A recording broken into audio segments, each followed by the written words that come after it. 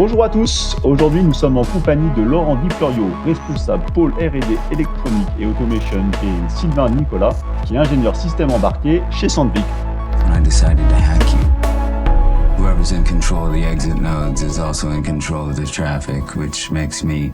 Bonjour à tous les deux. Bonjour. Alors aujourd'hui c'est un peu particulier parce qu'on a Louis qui va faire cette interview avec moi. Louis qui étant développeur chez Axopen depuis maintenant un certain nombre d'années et qui travaille sur les projets de Sandvik. C'est ça. L'objectif du jour, c'est de discuter un petit peu de tout ce qui est les technologies web, mais dans le domaine de l'embarqué. Et puis un peu, on fera le tour, parce que Sandvik est une boîte internationale, de comment on peut faire des projets qui passent à l'échelle comme ça. Mais avant de rentrer dans le sujet, comme d'habitude, on va faire un petit retour en arrière. Est-ce que Laurent et Sylvain, vous pouvez me parler de votre premier projet informatique? Et j'imagine que vous n'étiez pas ensemble. Non, on n'était pas ensemble. Petite différence d'âge. Moi, il date de 1994. J'étais en stage en école d'ingénieur et mon stage consistait à développer un système pour monitorer une chaîne de production automatisée. Et donc, il fallait prendre en compte les spécifications qui, à l'époque, étaient quand même assez sommaires et faire le développement à la fois côté plus ce qu'on appelle back-end maintenant, et puis l'aspect interface utilisateur. Et c'était quelle technologie pour que les jeunes puissent pleurer? Du langage C quand même, donc c'était déjà du langage C. C'était pas du web, on n'y était pas encore, mais voilà, c'était quand même déjà un langage d'avenir à l'époque. C'était un bon souvenir. Très bon. Et, oui, ça a bien fonctionné, ça a été livré à temps, donc très bon souvenir. Oui. Et toi, Sylvain? Moi, c'était à l'école aussi. C'était en BTS. Et en fait, c'est plus orienté automatisme, un petit peu moins informatique. Et l'idée, c'est qu'on avait un projet en deuxième année de faire un rétrofit d'une machine industrielle. Et du coup, il fallait s'occuper de la programmation de cette machine. Et du coup, c'était quelle techno? Alors, c'est de l'automatisme industriel. Alors, de tête, c'était un automate Schneider. D'accord. Et après, niveau langage de programmation, c'est un peu de tout. C'est du schéma bloc, du ladder, Graph7, ce genre de choses. Les technologies que nous, on n'utilise pas, ou peut-être que ça existe encore, j'imagine. Oui. Ça existe encore, c'est beaucoup utilisé dans l'industrie, mais c'est vrai qu'on sort de l'informatique. Classique. Du coup, Sylvain, tu vas avoir le premier la chance de te présenter. Est-ce que tu peux nous expliquer un petit peu ta vie, ton œuvre et pourquoi tu es chez Sandvik? D'accord. Ma vie, pour l'instant, ça va. J'ai bientôt 30 ans, donc on verra après la différence d'âge. Non, mais moi, j'ai un parcours un peu particulier, scolaire, on va dire. J'ai fait un bac STI électrotech, j'ai enchaîné avec un BTS conception et réalisation de systèmes automatisés. Donc c'est dans ma technique, quoi. Vraiment, c'est mécanique, électricité, automatisme. Et moi, je me suis spécialisé vraiment sur la partie automatisme, parce que voilà, c'est ce qui me branchait. Les robots, l'automatisme, voilà. C'était mon truc. Et du coup, j'ai fait licence pro et un master. Un peu généraliste, le master, mais toujours autour de l'industrie. Et j'atterris chez Sandvik après. Et voilà. Ça fait maintenant un peu plus de 4 ans que je suis chez Sandvik. Et du coup, tu peux nous expliquer en un mot ce que c'est que le métier d'ingénieur système embarqué? Ouais, l'idée, c'est vraiment de prendre un système qui est embarqué, c'est une machine. Moi, mon code, il va pas faire bouger un truc sur une image, mais il va faire bouger la machine. Et c'est de construire toute l'architecture de comment ça doit fonctionner. Alors, c'est plusieurs architectures. Quand je dis architecture, il y a l'architecture soft, mais aussi machine. Donc, faire attention que j'ai des cartes d'entrée-sortie, que derrière, j'ai bien les actionneurs, j'ai bien mes capteurs, que tout puisse communiquer ensemble. D'accord, donc c'est à la fois le programme et la conception de la machine pour la faire fonctionner. Ouais, alors, chez Sandvik, il y a plusieurs pôles mécanique, hydro, et on en reparlera plus tard. Mais du coup, chacun a vraiment sa spécialité. Mais en tant qu'ingénieur système, l'idée, c'est de prendre tout ça et de vérifier que tout fonctionne. D'accord. Et toi, du coup, Laurent, donc jeune développeur. Développeur à l'époque.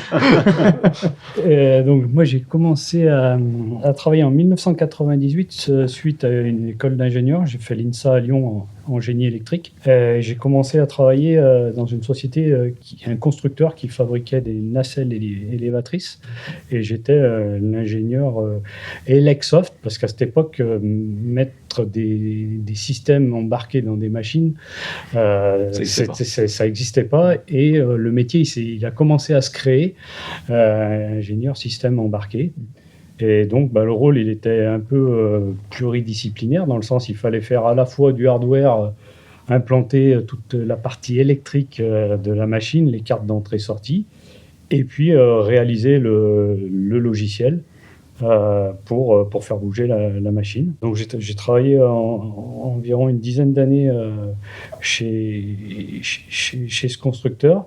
Et ensuite, je rejoins Sandvik en tant que responsable de pôle cette fois, donc pôle électrique et automatisme, où la mission est de développer le système complet, avec des métiers qui se sont organisés, puisque maintenant on a des électriciens, on a des ingénieurs système, comme Sylvain, et surtout on a des développeurs. C'est comme tous les métiers de l'informatique, ça s'est spécialisé, c'est de plus en plus compliqué de faire quelque chose.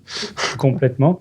Et donc, on a besoin de cette coordination de l'ingénieur système qui a la vue globale du système pour un peu organiser les études, parce qu'on parle de l'électricité, de l'informatique, mais il y a aussi beaucoup de mécanique, beaucoup d'hydraulique, et on doit comprendre, agglomérer ce système pour qu'il fonctionne correctement, tout en respectant des normes, de la sécurité et ensuite toute la validation du système sur nos prototypes.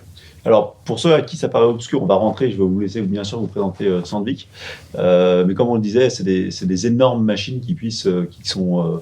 alors, je ne connais pas toute l'œuvre de Sandvik, mais grosso modo, qui sont capables de creuser des tunnels pour les mines, pour le système minier.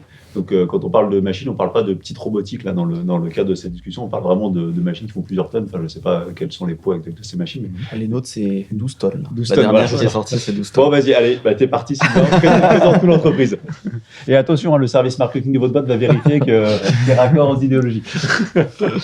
Non, mais après, d'un point de vue général, Sandvik, alors j'ai plus les chiffres en tête de c'est combien de salariés, mais c'est un gros groupe international qui est divisé en plusieurs divisions. Et par exemple, il y a des divisions qui s'occupent de l'acier spéciaux. Petite anecdote, par exemple, les Opinel, l'inox, c'est de l'acier Sandvik. Ouais. Voilà. Ils sont occupés de l'acier spéciaux, ils font beaucoup aussi de têtes pour les machines-outils, vraiment avec des alliages très durs. Et il y a une autre division de laquelle on est, c'est Mining and Construction. Donc là, on s'occupe de concevoir des machines pour l'industrie minière. Alors, il y a plusieurs types de machines. Des machines en surface, des machines underground, des machines qui font des trous, des machines qui chargent. Voilà. Il y a vraiment un peu de tout. Et en fait, nous, à Lyon, on s'occupe de la partie underground, drilling, donc on fait des trous. On a une usine grande sœur en Finlande, à Tampere. Justement, on travaille vraiment beaucoup en collaboration avec eux. Donc, ils font le même type de machine que nous, mais en plus gros. Nous, à Lyon, elles vont jusqu'à 20 tonnes environ. Et donc, il faut s'imaginer une grosse machine sur 4 roues, avec un bras au bout. Et puis, au bout de ce bras, on met un marteau pour aller percuter la roche et faire des trous. Ouais, moi j'invite tous ceux qui nous écoutent à regarder, à taper Sandvik. Alors j'ai plus le nom des modèles en tête, mais regardez les pubs de Sandvik sur YouTube parce que c'est vraiment des machines qui sont très impressionnantes. Ouais, c'est vraiment impressionnant. Vu les vidéos, il y a des concepts avec de l'IA. Enfin, c'est vraiment. Il y a des choses folles. En fait, on s'imagine pas que la mine c'est quelque chose de technologique. Oui. Moi personnellement, je n'imaginais pas ça avant de nous avoir rencontrés. Complètement. Donc moi j'invite tous ceux qui nous écoutent vraiment à s'intéresser au sujet. C'est rigolo et du coup ça va faire le lien un petit peu avec notre interview du jour. C'est effectivement c'est des machines qui sont gigantesques, qui sont faites pour aller creuser des trous. On s'imagine pas spécifiquement que c'est technologique ou que ça soit un peu high tech. Et pourtant dedans il y a de plus en plus des systèmes embarqués avec des écrans, des trucs, même des écrans tactiles.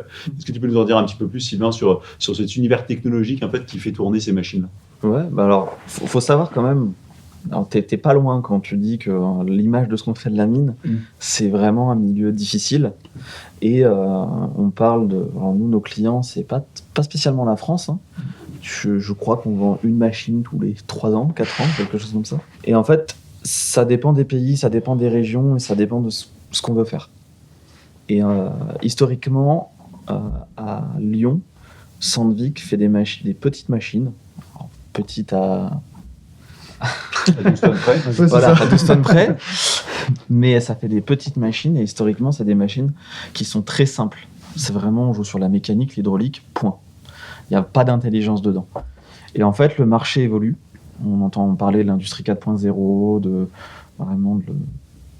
j'ai oublié le terme. C'est pas grave. Digitalisation. La digitalisation, voilà. Et Même dans les mines. même dans les mines. Et en fait, on s'intègre là-dedans où en fait, on essaye d'amener cette intelligence dans les machines. Alors, on part pas de nulle part. On s'appuie sur ce que fait nos collègues en Finlande, à Tampere, qui eux ont une petite dizaine d'années d'avance. Et on récupère ce qu'on peut en développant aussi les nouvelles technologies, d'où le web. Comment ça se passe concrètement ? On prend des cartes électroniques, des automates. Alors nous, c'est particulier, c'est des cartes qui sont développées par Sandvik pour Sandvik. D'accord. C'est pas des cartes qu'on retrouve sur le marché. Et on les met dedans, on met des cartes d'entrée-sortie. Ça nous permet de faire l'interface entre le physique et justement le soft. Donc, toutes les presses hydrauliques dont Les, parlait Laurent, les ce genre de vérins, choses. les moteurs, les capteurs, voilà, tout ça, on vient tout connecter. Ça nous permet d'avoir l'état de la machine et derrière de piloter en fonction de cet état. Et du coup, pour les informaticiens un peu basiques que nous sommes, sur cette carte qui est développée par Sandvik, c'est quoi ? Vous avez un système d'exploitation dessus, vous avez un Linux, vous avez un Windows, c'est quoi ? C'est un système spécifique, qu'est-ce qui tourne dessus ? Alors nous, là, sur les dernières machines qu'on fait, c'est un cœur Linux D'accord, avec une partie temps réel. d'accord. Et si on parle plus dans le détail, en fait, sur ce cœur Linux, on vient diviser en fait notre plateforme en deux. En fait, c'est vrai que j'en ai pas parlé, mais on a une plateforme qui s'appelle SICA. C'est Sandvik Intelligence Control Architecture. Et en fait, tout est géré par ce truc-là. D'accord, C'est un petit peu le Windows de machine. d'accord. Faut le voir comme ça. Donc ça, c'est quoi ? C'est un développement en C très bas niveau, j'imagine ? C'est un développement en plein de choses. D'accord, C'est du C, du C++, du Python, du Java, d'accord. c'est un peu de tout. vraiment, il y a vraiment de tout. Et c'est ce qui va nous permettre de travailler D'accord. et de faire notre partie applicative. D'accord. Donc je disais, c'est divisé en 2 parties. Une partie qu'on appelle superviseur. Donc cette partie-là, c'est pas du temps réel, mais c'est ce qui va permettre à la machine de réfléchir. Et c'est cette partie qui va cadencer tout le reste. Et, typiquement, la partie web, le serveur web tourne sur cette couche. D'accord. Donc pas en temps réel. Pas en temps réel. On pourra l'évoquer plus tard, mais on a des services, en fait, c'est du langage, mais avec un haut niveau, c'est de la programmation avec un haut niveau d'abstraction, qui tourne aussi sur cette partie-là. Et ensuite, on a une couche un peu plus basse, la couche applicative, qui, elle, pour le coup, c'est du temps réel, et c'est là-dedans qu'on vient mettre tous nos algorithmes pour faire bouger la machine. D'accord. Typiquement, j'appuie sur un bouton, je vais allumer la lumière, c'est dans cette partie applicative que ça tourne. D'accord. Et en fait, on a besoin d'un temps réel parce qu'on vient faire des boucles de régulation.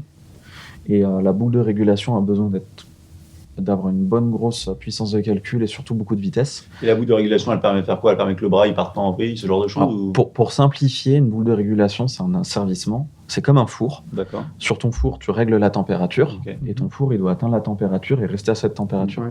Mais c'est de la régulation. D'accord. Ok. Nous, c'est pareil. On a, par exemple, je veux bouger mon bras. Je veux que mon bras, il bouge de X degrés par seconde. Et ben, quand je touche mon joystick, je veux que mon bras bouge à X degrés par seconde. Ouais. Et du coup, avec mes capteurs, je viens vérifier que mon bras bouge bien à cette vitesse-là. D'accord. Et c'est cette régulation qui elle, est faite en temps réel pour éviter les. Tu parlais un peu de Laurent de sécurité, c'est ça toi ? C'est ça. C'est ça. Le temps réel est très important dans les systèmes embarqués. C'est la base de tout contrôle, c'est le temps. Et Le cycle, c'est toujours le même. On n'a pas d'interruption intempestive comme ça pourrait être fait avec des OS requêtes. classique, Voilà. Donc là, c'est ce qui garantit vraiment que la machine sera pilotée avec le bon timing et avec la meilleure finesse possible. J'aime bien donner des exemples. Je pense que tous ceux qui ont une voiture ont déjà dû piler au moins une fois dans leur vie. Une voiture, c'est pareil, c'est un système embarqué temps réel. Si quand tu piles, l'ABS, il met 5 minutes avant de se déclencher, Ouais. pas cool. Et moi, je vais préciser juste pour nos auditeurs qui sont essentiellement des gens du domaine de l'informatique non temps réel, puisqu'ils viennent de faire du développement. Enfin, même si vous avez l'impression qu'un ordinateur c'est temps réel parce que vous cliquez et que ça réagit, en fait, c'est pas du tout temps réel. C'est vraiment pas ça qu'on appelle le temps réel. L'ordinateur, il a un algo, il optimise tous les programmes en même temps, il essaye de faire au mieux pour que vous ayez l'impression que ça se passe vite. Mais ça n'est pas du temps réel. Quand on parle de temps réel, c'est de s'assurer, et vous m'arrêtez, que quand il y a on sait exactement de manière déterministe le temps que va prendre le calcul, et on est certain que le calcul sera fait avant l'échéance qu'on s'est donnée. Et ça, un ordinateur classique, même les plus puissants du marché, ça ne sait pas faire ça parce que ça n'a pas pensé pour ça. Voilà, c'était pour la petite, parce que nous, on a des gens qui sont pas dans ce domaine-là. Et du coup, alors moi, c'est vrai que c'est très surprenant. Une fois qu'on a dit ça, vous avez quand même décidé de faire du web dans cette architecture-là. Est-ce que vous pouvez nous en parler? Comment vous avez fait ça? Enfin, pourquoi? À quel niveau ça se met? Tu disais dans la partie temps réel, pas temps réel. Tu peux nous expliquer un peu plus ça? Alors nous, ça se met...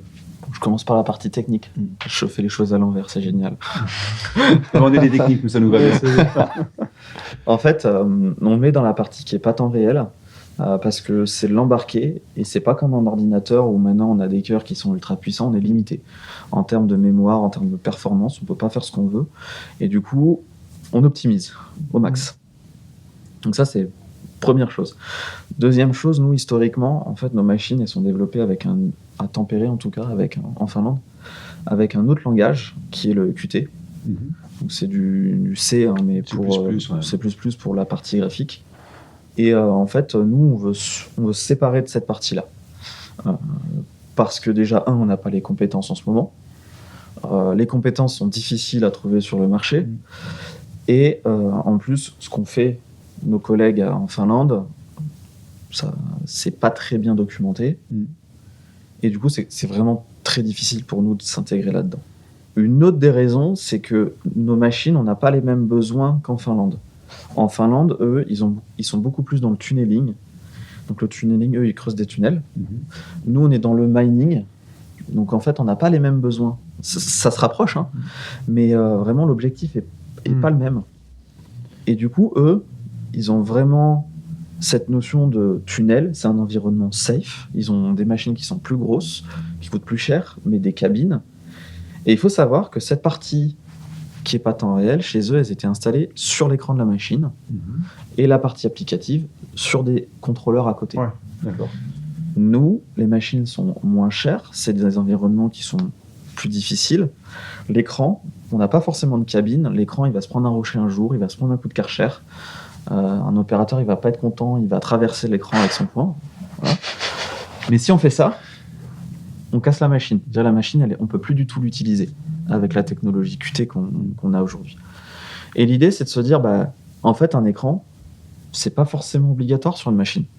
Je peux très bien venir avec ma tablette, avec mon PC, je me connecte, ça fonctionne de la même manière. Et le web, c'est une des solutions. C'est de se dire, je viens avec n'importe quel écran. Alors, je parlais de tablette, d'ordinateur. Nous, ça va plus être n'importe quel écran industriel qui est capable de supporter du web, n'importe quel explorateur. Je le prends, je le branche et ça fonctionne. Donc l'idée, si je résume, c'est de dire on décolle finalement cet écran qui permettait de piloter la machine pour le rendre accessible sur des terminaux qui ne sont pas forcément la machine et de pouvoir piloter un peu à distance, avec une distance proche, sur les terminaux, j'imagine un peu durcis, pour aller dans les mines. On va faire ça. Donc c'est ça l'objectif de pouvoir être parti en web. Et il y a aussi un autre intérêt, c'est qu'on va certainement subir des mises à jour logicielles de la machine. Et contrairement à l'architecture avec Qt où on avait deux systèmes à mettre à jour, là le soft est uniquement dans le contrôleur. D'accord. Et donc, on n'a plus qu'une seule opération Ouais. pour charger le logiciel. Il n'y a pas de problème pour gérer des versions entre les deux logiciels. C'est Ouais, plus il y a facile plus qu'un soft, en termes de maintenance. Ouais, c'est plus facile.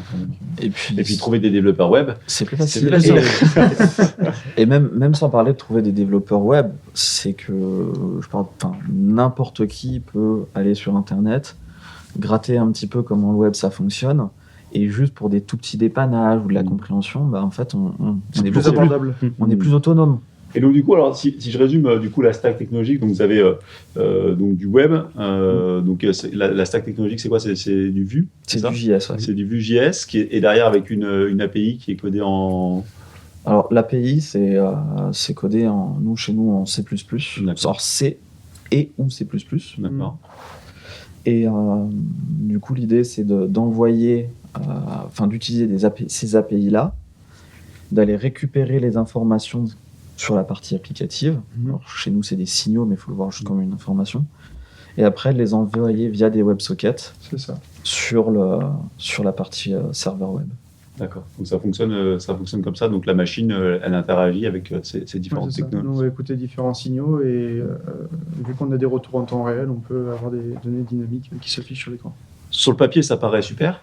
C'est quoi les problématiques? Parce que nous, quand on fait du web, alors on a tendance à dire s'il y a un problème, le gars il rafraîchit et puis de toute façon on s'en fout parce que les matériels sont à jour et puis du coup on s'enlève des contraintes qui sont spécifiques au web, qui fonctionnent comme ça. Sur une machine, je dirais en embarqué, c'est un défi un peu plus grand. C'est quoi les problématiques que vous avez Faut vraiment le voir autrement en se disant que mon appli web, elle peut être la même pendant 10 ans. Pendant 10 ans, je peux ne pas la toucher. D'accord. Si j'ai pas de modif à faire, si j'ai pas de bug, ça sera la même pendant 10 ans. Donc déjà, la première chose, c'est que vu que le web, ça bouge énormément, Vue.js, je pense entre le moment où vous avez démarré et le moment où vous avez fini la version 1, il a dû y avoir 10 versions. voilà. Du coup, la politique de Sandvik, c'est qu'en fait, on récupère toutes les dépendances, on les met sur un serveur. D'accord. Ça nous permet, par exemple, dans 10 ans, si jamais il se passe un truc, De pouvoir relivrer une API. de pouvoir un minima retravailler dessus ou la mettre à jour après. Donc ça, c'est première chose. Il faut qu'on fasse des backups de l'environnement. Mais ça, moi j'invite tous les gens qui font du développement web ou pas web, qui avec des technologies comme ça, de figer systématiquement les versions et de les récupérer chez soi. Parce qu'en particulier dans le développement JavaScript au sens large, on a encore eu récemment des dépôts qui disparaissent parce que le mainteneur il s'est barré. Du coup, ça faut figer. Mais c'est vrai aussi dans les couches applicatives où il faut qu'on Ouais. fige et qu'on versionne. Mais on a l'impression que ça évolue moins vite, donc on a moins cette sensation-là. Mais dans le web, en tout cas, c'est sûr qu'il faut. Il y a un truc qu'on discutait justement ce midi. C'est nous, on a eu le cas, pour donner un bon exemple, où en fait, nos softs, ils sont compilés sur des serveurs en Finlande, et il y a grosse partie de nos softs qui sont communs, avec toutes les entités Sandvik qui font des machines. Et pas de bol, semaine dernière, on essaye de compiler la machine, ça plante, on comprend pas pourquoi, on gratte, et en fait, c'est quelqu'un à Turku, qui n'a rien à voir avec nous. Turku, C'est en Finlande. C'est en Finlande. C'est ceux qui s'occupent du... Enfin, ça bouge, je connais au moins Des 2 ou 3 villes de Finlande. C'est ça. J'améliore grandement la géographie. C'est des loaders, donc c'est vraiment une autre division que nous. Ouais. Ils ont fait et tiens, si je changeais ça. Ouais. Et nous, ça nous a tout versionning. pété. Pas de versionning, ça casse tout. Voilà. Bon, ça c'est pour la deuxième partie, Sylvain, c'est pour le développement à l'international et ses complications. Mais voilà, sinon, donc il y a cette partie version, nous, il faut qu'on fasse attention. Ensuite, dans le web, il y a la partie performance. C'est tout bête, mais nos calculateurs ont leur performance, on fait tourner d'autres algorithmes derrière. L'appli web, c'est pas une priorité pour notre soft. Donc il y a toute cette partie performance à faire attention. Est-ce que tu peux nous donner des repères, je sais pas, en mégahertz, en giga de RAM, ou une idée un peu des specs d'une machine à la louche, Parce que moi j'essaie de me battre avec mes développeurs pour qu'ils arrêtent de penser qu'ils ont 32 cœurs et 32 gigas de RAM pour faire une application qui fait Hello World. Donc, j'aimerais rappeler un petit peu les contraintes techniques qu'il existe sur des machines très très bas niveau comme ça. Je l'ai plus en tête. Il faut que je regarde sur le PC. Si j'arrive à me connecter. À la limite, en parallèle, je cherche. Et quand les infos, c'est intéressant. À ton tour de parler pour info, quand on parlait du temps réel tout à l'heure, notre boucle, elle est environ à 10 millisecondes. Ouais. Donc, c'est-à-dire que tous les calculs doivent passer dans la boucle de 10 millisecondes. Wow. Donc, lecture des entrées, les calculs et mise à jour des sorties. Ouais. Et ça tourne toutes les Ça 10 tourne. millisecondes. Enfin, c'est assez impressionnant vu Ouais. tout ce qu'on fait dans le web. On a des temps de latence de 100 millisecondes et on s'en fiche. C'est un autre univers. Du coup, si on revient un petit peu sur les difficultés, moi j'avais des questions parce que du moment qu'on fait du web, on se pose des questions de taille d'écran, d'ergonomie, de ce genre de choses. Est-ce que ça, c'est des problèmes que vous avez rencontrés sur vos différentes apps ou... Alors, au début, je pense on est parti sur la mauvaise voie. On s'est dit, ok, c'est cool le web, on peut faire ce qu'on veut, on peut adapter. Et on est parti là-dedans. Et en fait, on s'est rendu compte que ça faisait beaucoup de travail pour c'est pas énormément grand-chose. de boulot. Donc en fait, au bout d'un moment, on a dit stop. On a 2 écrans, un 7 pouces, un 12 pouces. Et ben, ce sera pour du 7 pouces et du 12 pouces, point barre. En fait, on a fait un calcul rapide du nombre d'heures qu'il fallait pour gérer les 2 versions et la différence de coût entre le petit écran et le grand écran. Et ça a été vite tranché que le petit écran n'avait plus lieu d'être. Et donc, on est parti sur l'écran 12 pouces. Ouais, quasiment sur Et le on pouce. n'offre plus la possibilité aux clients de choisir 7 ou 12. Des fois, en faisant des choix comme ça, on gagne énormément de temps en simplification de développement et de recettes surtout, parce que recéter, c'est un cauchemar.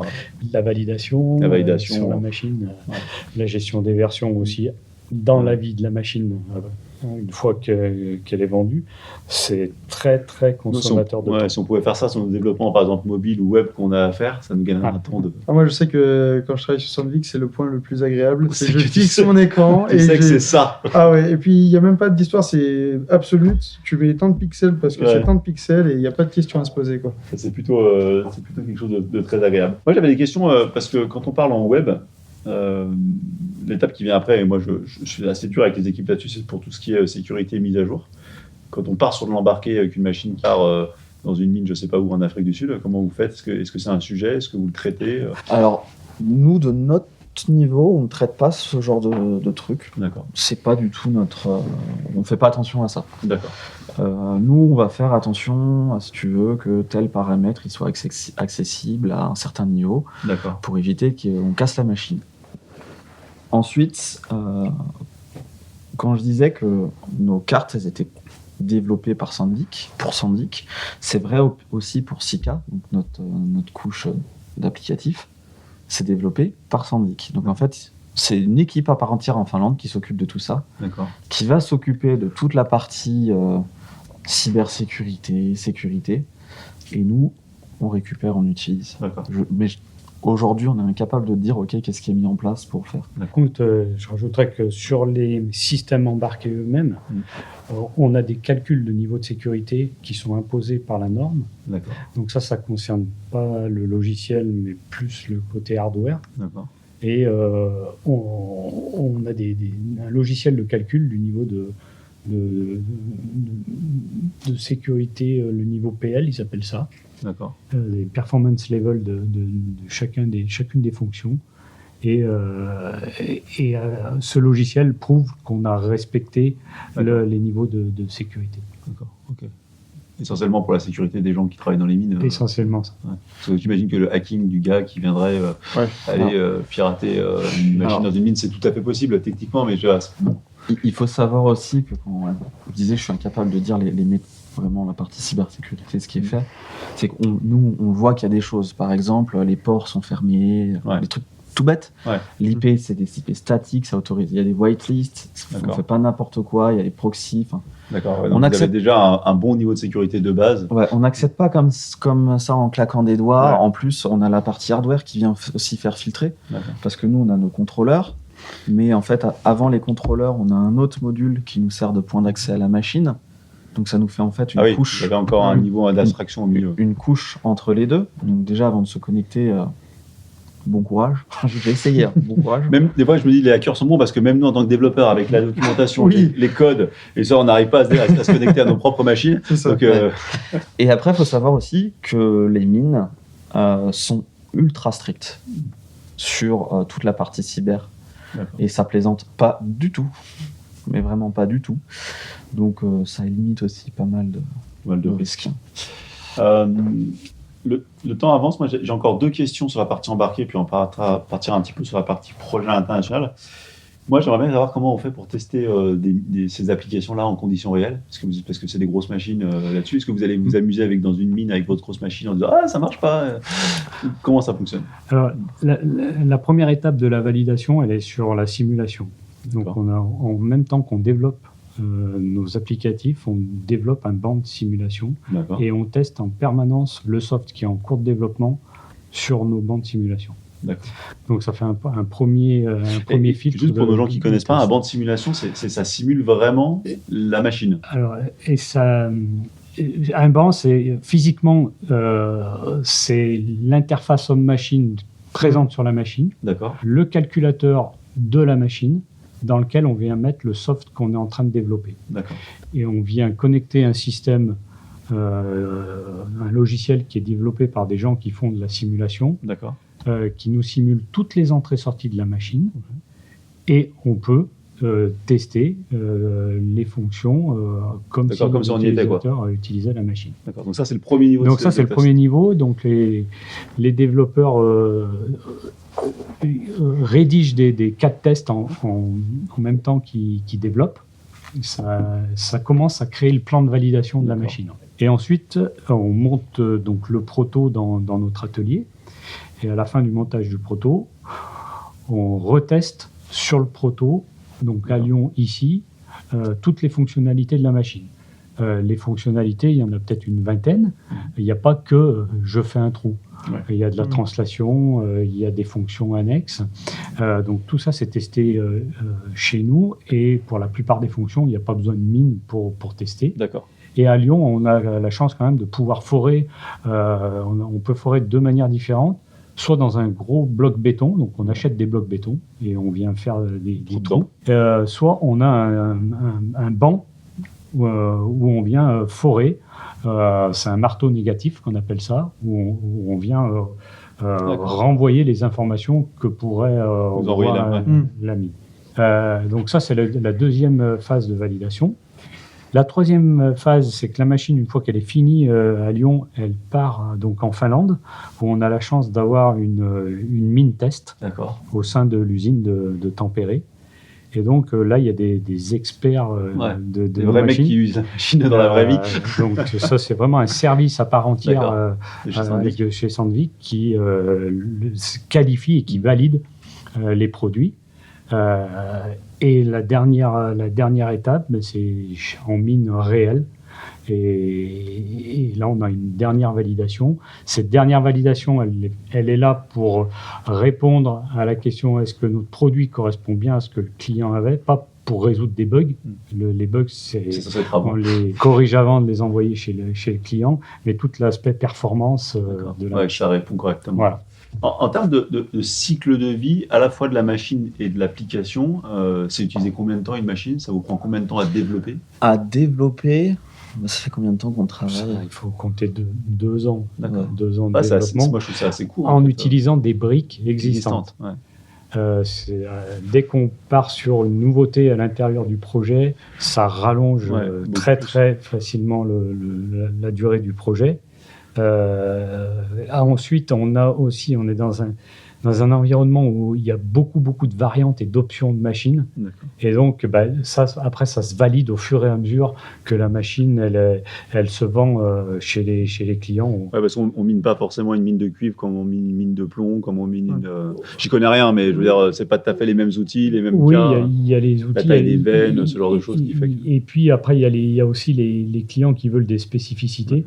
Et là, donc on en développe un maximum au début du projet. Ouais. Et certaines fonctions sont développées a posteriori.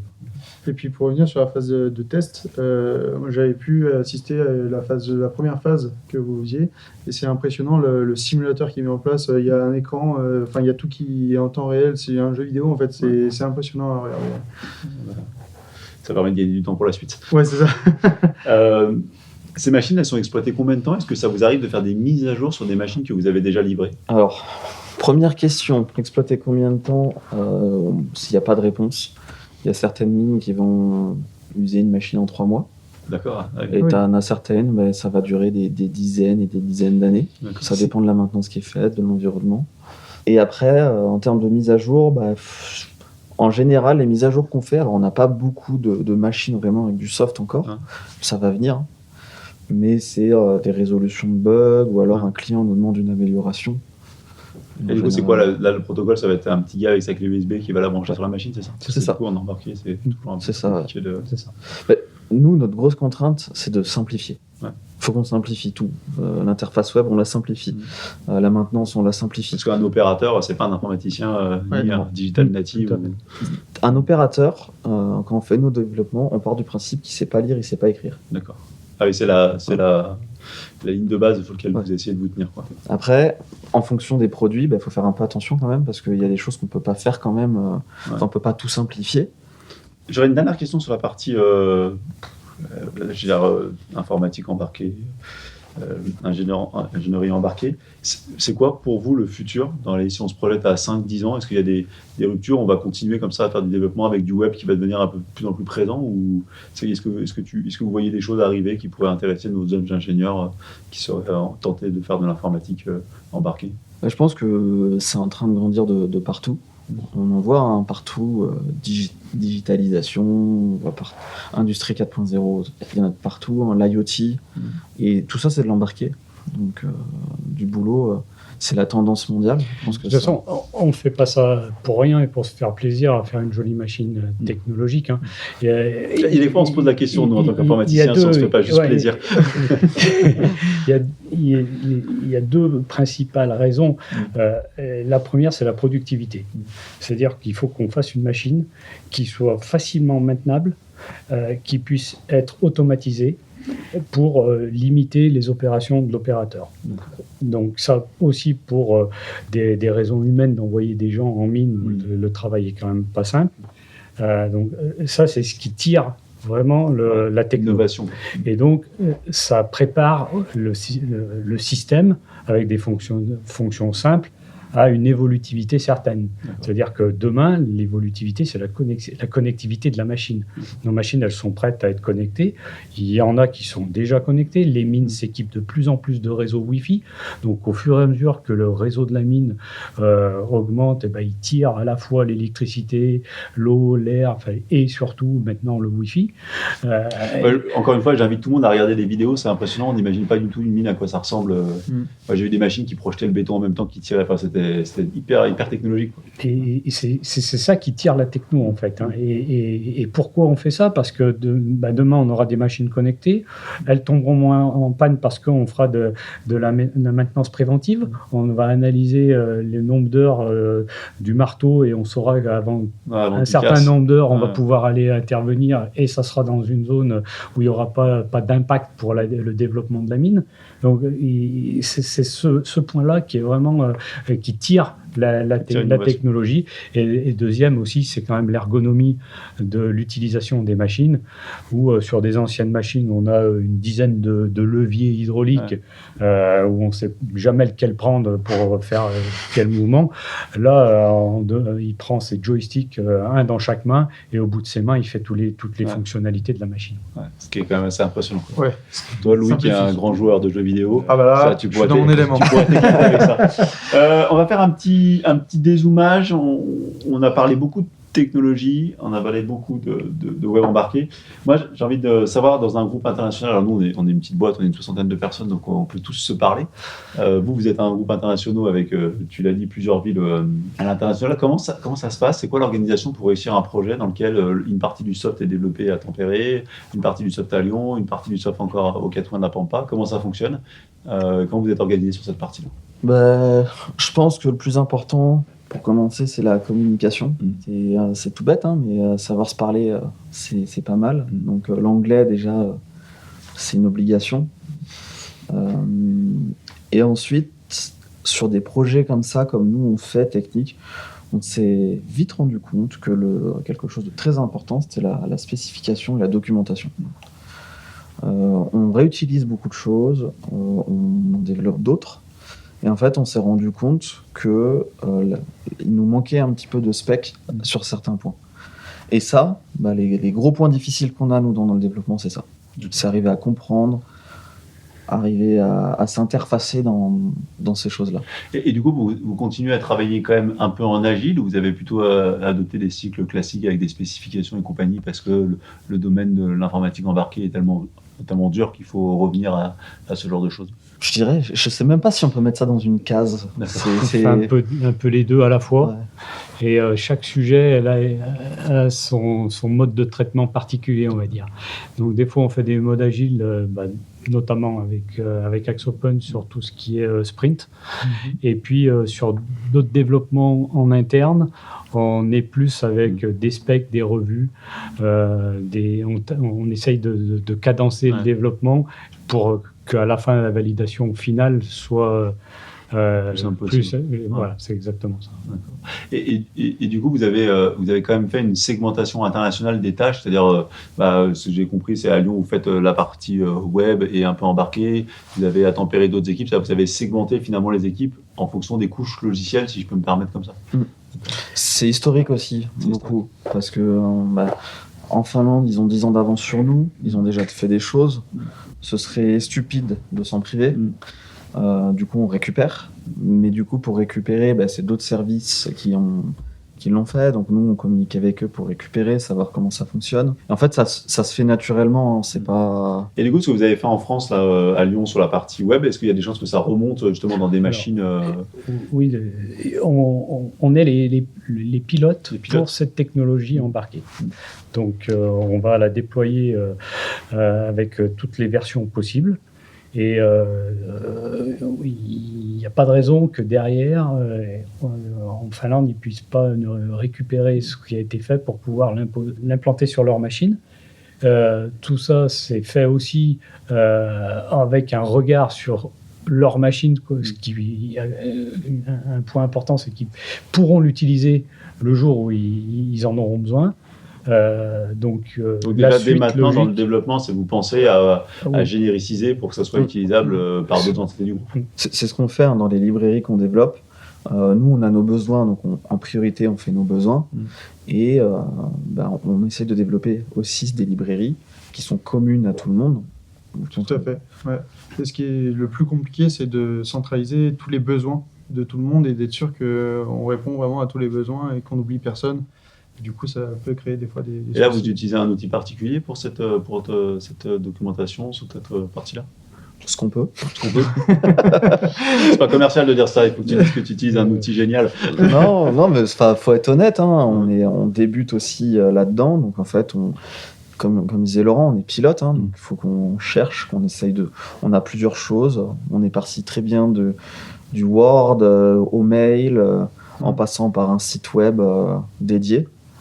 Donc on cherche encore, Sandvix se cherche encore. Après, Polarion est assez utile là, dans ce milieu-là. D'ailleurs, on travaille avec Polarion avec vous. Et ça permet quand même d'organiser un peu les tâches de chacun et de suivre ce qui se passe. Alors, Polarion, je ne sais pas si vous connaissez. Mais moi, je ne connais pas. Je sais pas si c'est un outil de Siemens, je crois, qui est développé à la base et qui fait marque blanche qui met le logiciel en marque blanche pour faire du ticketing, spec, ce genre de choses. C'est un Jira-like. Oui, exactement, c'est ça. Et ce qui est assez marrant, c'est qu'on retrouve ce souci de développeurs qui font pas de spec ou au final les specs, on se dit que ça sert pas à grand chose et finalement c'est le nerf de la guerre. Et de ne pas en avoir, c'est ma plus grande critique que je fais à l'agile, c'est que souvent on passe les specs sous silence et du coup on se retrouve avec des projets qui sont difficilement maintenables et qui sont du mal à passer à l'échelle sur des trucs intéressants. On voit plus une perte d'argent qu'un gain de temps sur le long terme. On va avancer, je vois que le temps avance. Est-ce que vous avez un conseil à donner pour des gens qui voudraient se lancer dans l'informatique embarquée? Est-ce que vous recrutez chez Sandvik peut-être? Postuler?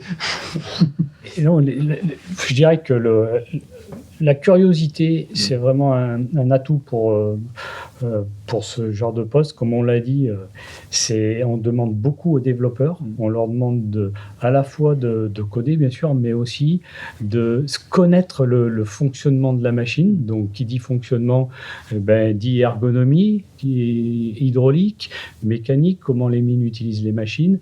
Et donc, le périmètre, il s'élargit énormément, contrairement à il y a quelques années où les fonctions étaient quand même assez basiques. Les codeurs, ils faisaient leur bout de code pour la fonctionnalité. Maintenant, la fonctionnalité, elle est très très large et le périmètre s'accroît de jour en jour. Et je pense que le développeur doit avoir cette vision globale pour l'intérêt de son travail. Mais moi, Laurent, tu prêches un convaincu. Je trouve que de tous les métiers techniques, ça devient de plus en plus compliqué parce que c'est de plus en plus imbriqué avec d'autres couches qui n'étaient pas historiquement collées. Et du coup, ça demande de maîtriser un ensemble technologique qui est beaucoup plus large que ce que c'était il y a une vingtaine d'années. Sylvain, je te pose la question à toi. Est-ce que tu as encore un rêve de technologie ou un rêve de projet ? Technologie et projet, j'en sais rien. Non, moi je suis quelqu'un d'extrêmement curieux. Du coup, je suis beaucoup ce qui se passe. Et je suis très curieux et j'ai besoin que ça bouge, d'avoir des nouvelles choses. Donc, te dire un truc en particulier, je sais pas. Là, en ce moment, partie plutôt professionnelle, c'est vraiment la partie plan de tir, navigation en souterraine. Ça m'intéresse aussi, toute la partie système, donc architecture, tout ce qu'on travaille en fait en ce moment aussi avec Axe Open. Voilà, gérer tout ça, c'est super enrichissant, c'est génial. Après, perso, moi, là, en ce moment, c'est un peu de domotique pour chez moi. En train de regarder. J'avais dire, c'était la suite logique. Ouais, c'est ça. mais léger, c'est plus pour m'amuser un peu. Et ce qui me botte bien, là, c'est un peu aussi tout ce qui va être drone. Ouais. Drone, pilotage à distance, voilà. Ça me botte bien, ça aussi, en ce moment. Et Laurent, je te laisse une dernière question pour toi et après ce sera le temps de se dire au revoir. Est-ce que tu peux me donner ta définition de ce qu'est pour toi une bonne technologie ? Alors, pour moi, c'est déjà une technologie fiable. On ressent le gars du matériel. C'est ça. Parce qu'aucun informaticien répond ça. Sur le premier truc, pour le premier truc qui Vous sort. pouvez faire tous les softs que vous voulez. Si derrière la techno, elle est pas fiable, et c'est pareil dans le niveau logiciel, ça marchera pas. Ça marchera pas et les retours seront obligatoires. Donc, moi, je pense c'est vraiment le côté fiabilité. Ensuite, le côté documentation aussi, on en a parlé plusieurs fois. Pour moi, on a tendance à laisser ce volet-là un peu couler, et je pense qu'il faut vite le remettre sur la table. Et puis après, c'est du test, de la validation et de la rigueur, quoi. Tout ce qu'un bon développeur devrait avoir. Exactement. Sylvain, Laurent, Louis, merci. Merci. C'était très intéressant. On mettra les références. Tu nous as montré tout à l'heure rapidement en off les références des processeurs et de la machine. Moi, je suis assez surpris. C'est plus puissant que je le pensais. Oui. Parce qu'un quad-cœur avec 4 Go de RAM, c'est pas dégueu. Hein.